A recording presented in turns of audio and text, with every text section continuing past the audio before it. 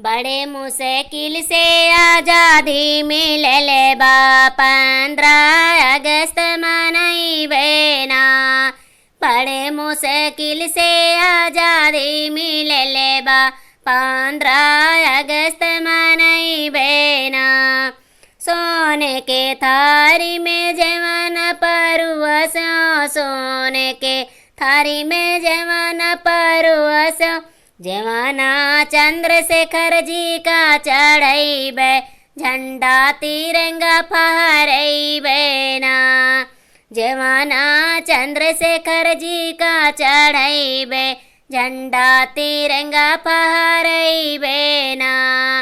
बड़े मुश्किल से आज़ादी मिलले बा 15 अगस्त मनइबे ना।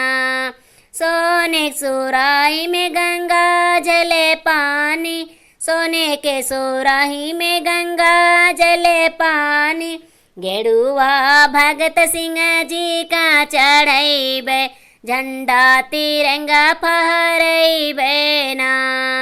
गेरुआ भगत सिंह जी का चढ़इबे, झंडा तिरंगा लहरइबे ना।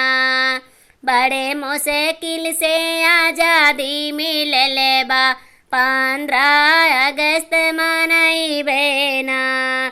पान सुपारी के बिरव जोराया, पान सुपारी के बिरव जोराया, बिरवा नेताजी के चढ़इबे, झंडा तिरंगा फहरइबे ना। बिरवा सभी क्रांतिकारी को चढ़इबे, झंडा तिरंगा लहरइबे ना। बड़े मुश्किल से आज़ादी मिलले बा 15 अगस्त मनइबे ना। बड़े मुश्किल से आज़ादी मिलले बा 15 अगस्त मनइबे।